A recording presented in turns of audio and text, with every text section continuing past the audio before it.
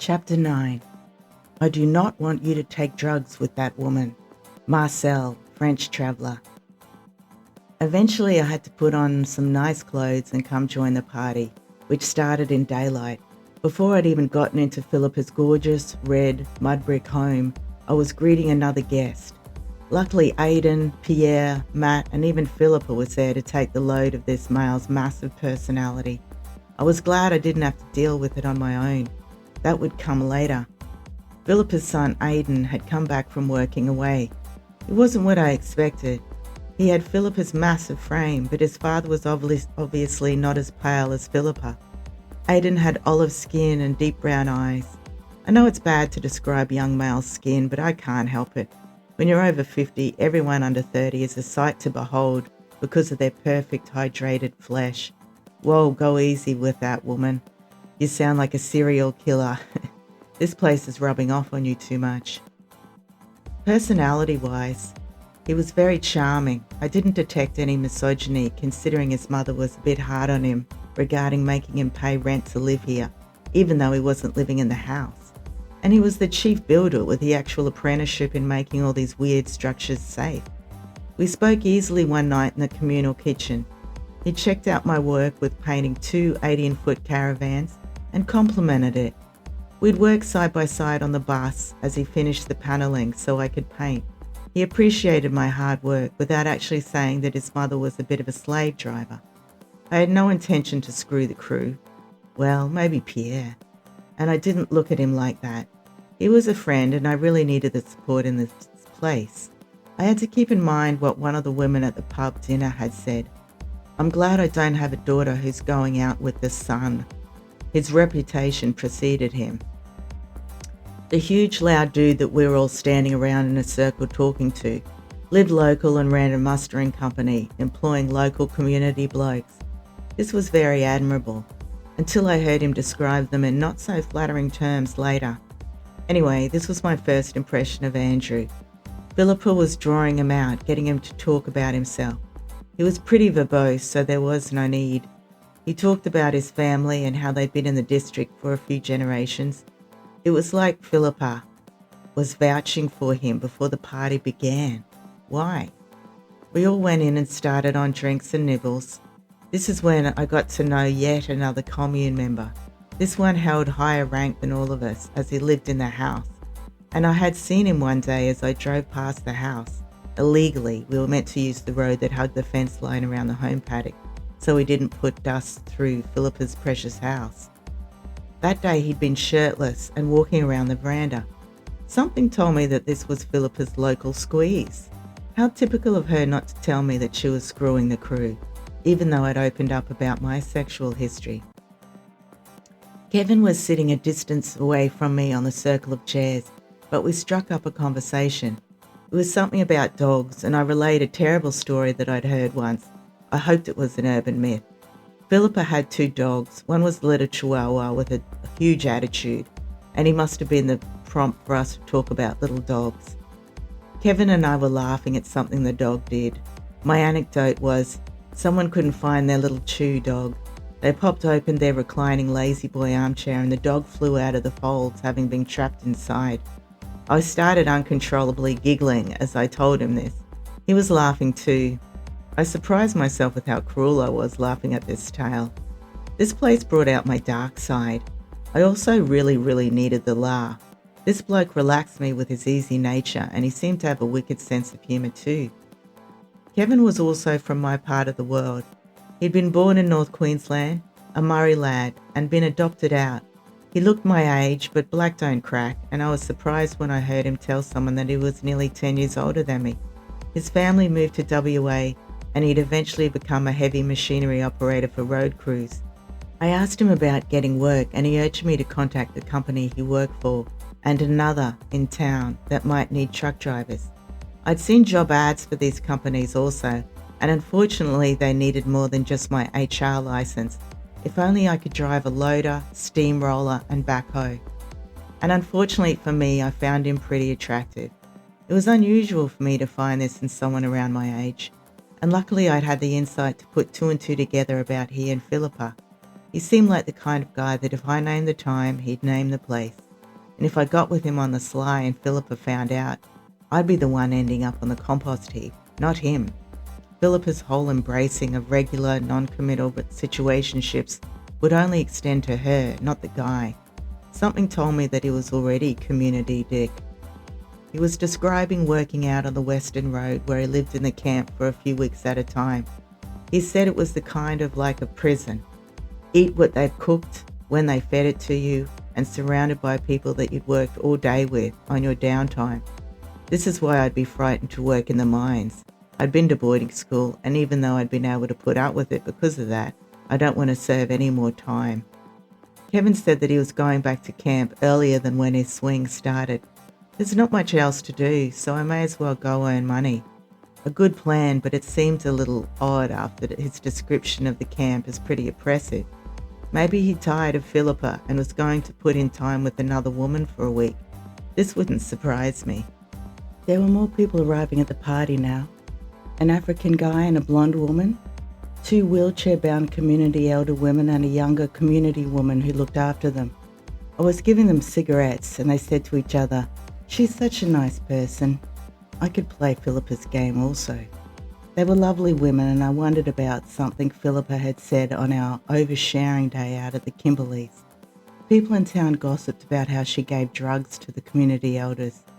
Philippa had talked about how she does ayahuasca ceremonies and also psilocybin. Was she enabling these elderly women to trip balls? Christ, this place gets worse and worse. I'm a fan of hallucinogens, but there's no way I'd go on an ayahuasca ceremony with Philippa as my guide. She'd really put her cold hooks in that state. She was a very powerful person, no doubt, but that type of power surrounds itself with the very weak. While we were sitting in the pub earlier in the day, Philippa took a call from the UK. She sometimes spent time over there also because her ex-husband was Brit. The woman on the other end was talking about coming over later in the year. Philippa had her on speakerphone and didn't alert her to the fact that I could listen in. "Oh, let's do some healing with the Indigenous women. I can't wait to do some healing with them." She sounded so cloying and desperate in amongst her naive enthusiasm. I guess it was beneficial to believe in something, even if it is a placebo. I worried for this woman and her bank account though. Philippa wouldn't provide something like this for free, and the woman wouldn't do it for free either. There's a sucker born every minute. I got stuck with Andrew by my side and I allowed it, since it was a safer option than yarning with Kevin and eventually moving to flirting stage. It wasn't safe, but in a different way. He told me he was single, absolutely castigated the ex, and how she'd robbed him of money and piled on story after story that all ended up fair up his own arse. I knew enough to know that living in a remote part of the world and being from an established Mirrawong family meant that he didn't have to have conversational abilities.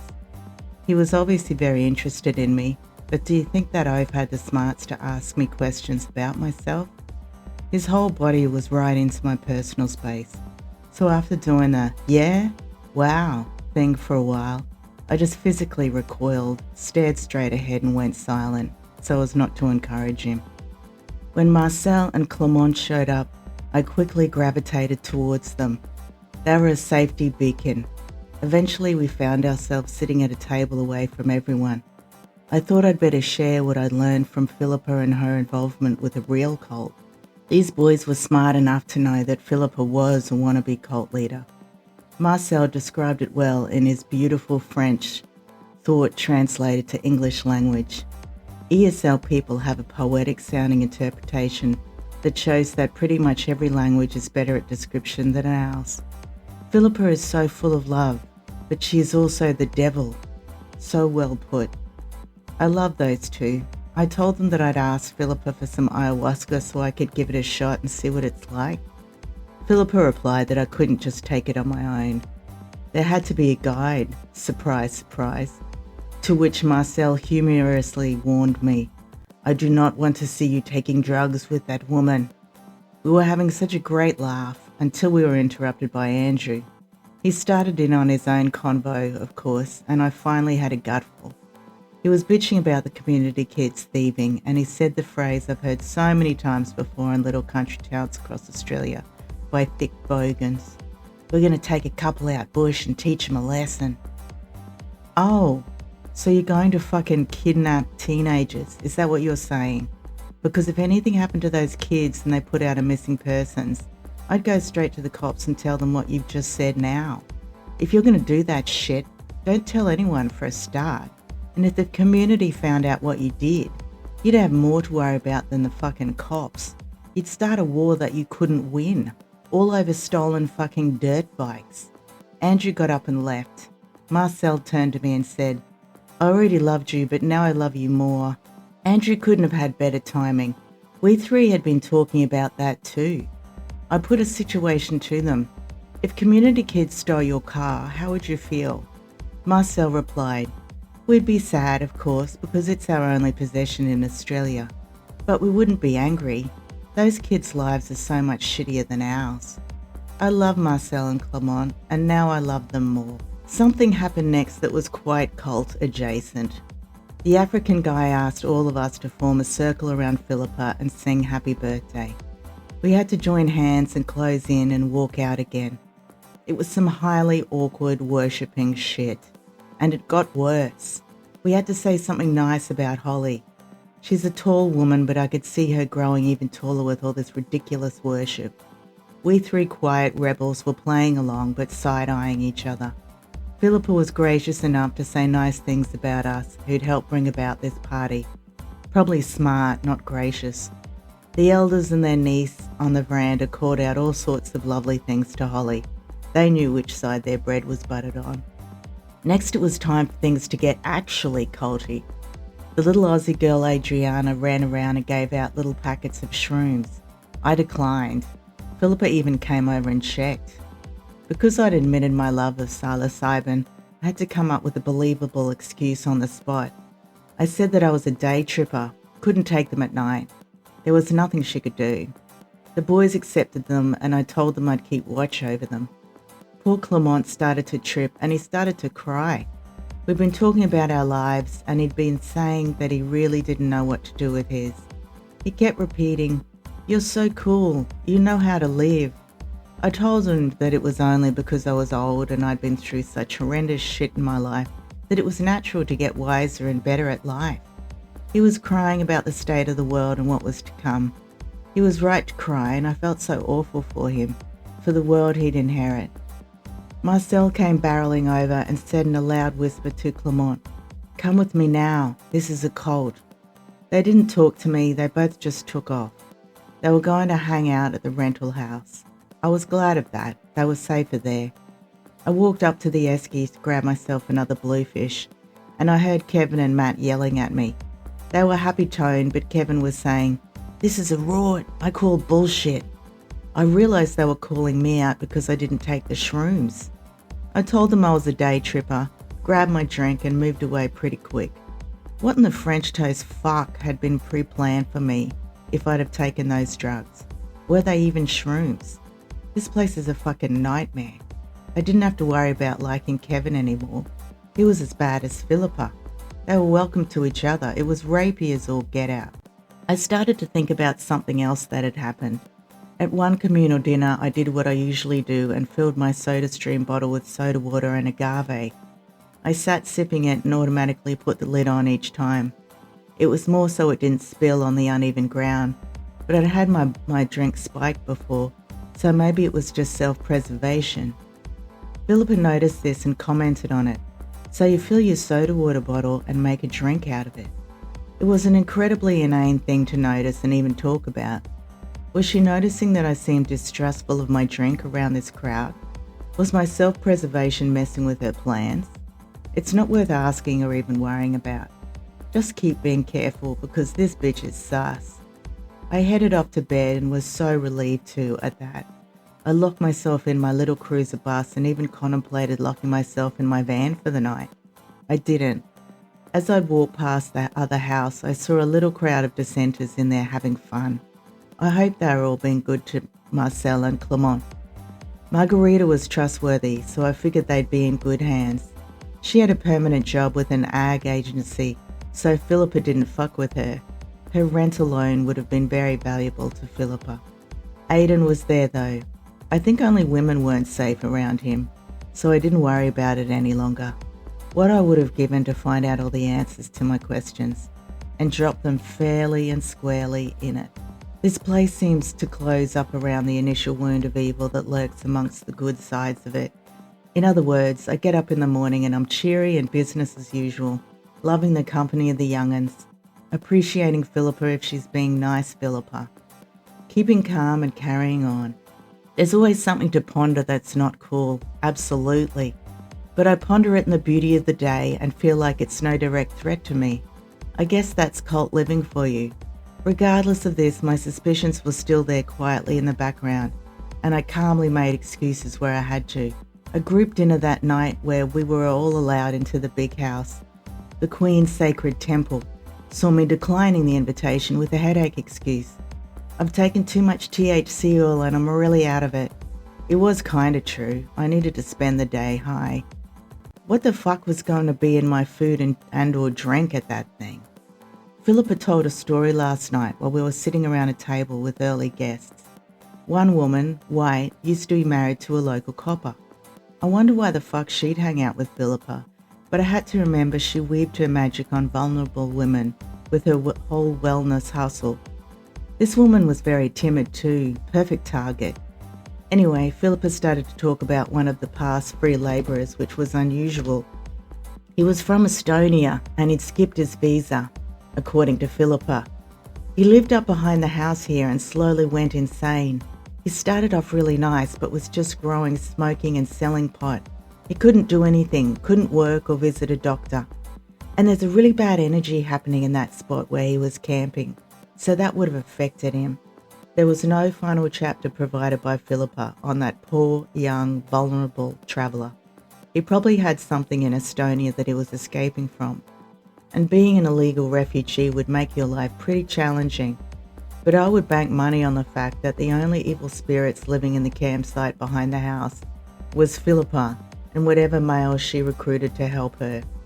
What in the fucked up culty world happened to that bloke? It seemed counterproductive to talk about people who were probably now missing persons, with the last place they were seen being Mirror Glen. But she could have been providing an alibi for herself along the lines of, he went mad and then just took off one day. We were all witness to this probable lie, and I could only imagine the work that Philippa got out of him, since he had no choice. She probably wished that everyone here was on the run from immigration. She wouldn't be in trouble for harbouring them. She could just say she didn't know. Another interesting thing that both Philippa and Sue said to me one communal feast night. What are you on the run from, Azura? I guess Sue was up Philippa's ass so much that she didn't see this question as being ominous. Another chapter in the book of cult. Love bomb them in the beginning. Use the carrot and stick approach to see how much disrespect they'll put up with. Get them to confess a secret that they have to hide from mainstream society, or better yet, the cops. I forget what I answered, but I wanted to say this. If I was on the run from the law, why the hell would I tell you to? If I was a crim, I would already have your number, Philippa, so would know not to trust you. And if I did tell you what crim thing I'd done, you'd then have to worry about what I'd do to you, because you'd know too much about me. Do you see how that works? Ironically, Matt was on the run from warrants in Tasmania. The only person he seemed to admit that to was me. So I was right about Matt having the smarts to not trust Philippa. A handy person to have in a cult situation. I don't know how he managed to be quiet to her. He'd absolutely dump his whole guts on everyone in earshot if he'd had a problem at work that day, like an 11-year-old kid. And you had to use the same approach. There, you'll be all right, young fella. Except he wasn't a kid. He was a grown man with a partner and kid and DV charges against him. Matt spoke a lot of shit, and this confession was no exception. He'd claimed he'd just hit a wall with his fist, not her. I just pretended to believe. The jury was still out on whether he was back on the gear. He certainly had a methy energy about him. I surprised myself with how supportive I was to Matt. I guess it was about keeping his boredom at bay so he didn't do anything stupid to us. He'd lost his job because his workmates had had enough of him and beat him up. The poor guy was intelligent, but guileless. He no longer had a work ute and really wanted to go fishing. He told Pierre it was the one thing that kept him calm and helped him stay off the gear. So I took him and his fishing gear, that's better gear to be dealing with, in my van to the bridge near town, where the water absolutely smashed through the weir opening at millions of litres a second.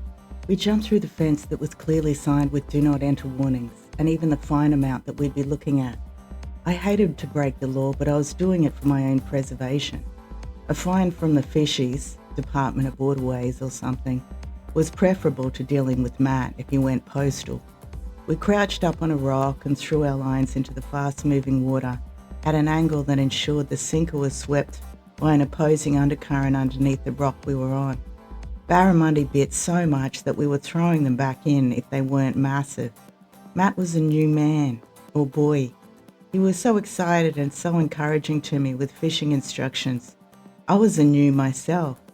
There was the added adrenaline of a large croc floating on the water current quite close to us. So if we went in, if the water pressure didn't get us, the croc might. Afterwards, I even scaled and gutted them with pleasure alongside Matt. We'd done well and were going to feed the whole commune that night. This is what I mean by the good things outweighed the bad sometimes in this place. Something else that provided a distraction in this weird place was Tinder. I should have expected that it would, in turns, be both positive and negative, with the negatives outweighing the positives.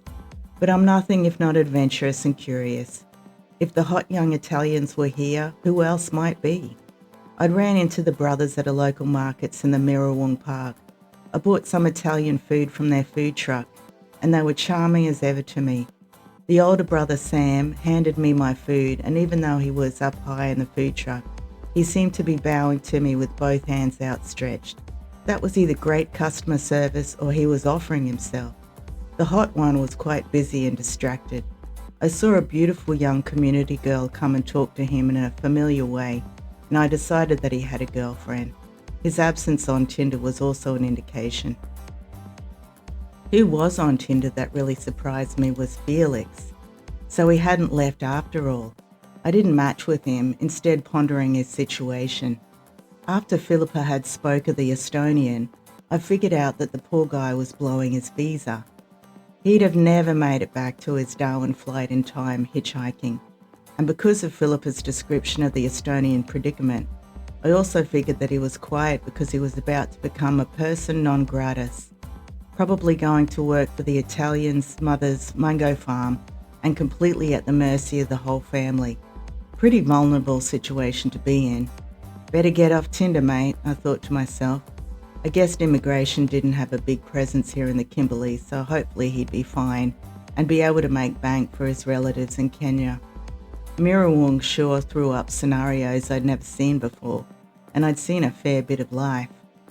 Sam was on there, and I swiped on him on the strength of his great big smile at the food truck. His pics were when he looked a lot younger and more handsome. Life had made him skinnier and more drawn looking. I wondered about drugs, but figured he was probably at the mercy of his family, and it was sucking his confidence. Either way, he wasn't my problem to fix, just to fornicate with.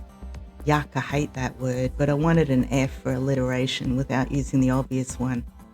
I got no return swipe and set my privacy to offline like I always did. Swipe very early in the morning and then go dark. I didn't want to be walking or driving around and Tinder randos knowing I was on the app. The ones you swipe right on can still match with you. Finally, Tinder had started to think of the danger to women that whole stalker app presented. Philippa was off to Sydney and then England for a month. She was going to visit her daughter at boarding school and take her to the UK to visit her ex-husband's family. I was thrilled to the gills. I planned on working my little guts out to bank up and knock over my required 15 hours a week in 3 days. Then I was off to Broome, the elusive town that I missed out on the lap, which sounded like it was right up my alley. While I was painting away in the Bedford bus, Sue came to check it out. She took a beautiful picture of me looking happy as a clam. It seemed friendly, but I was pretty sure Philippa had told her to go check on me and make sure I was working while I wasn't there. I finished the bus interior and was so chuffed. I took lots of pics of my work, cleaned up the brushes, and headed off the next day.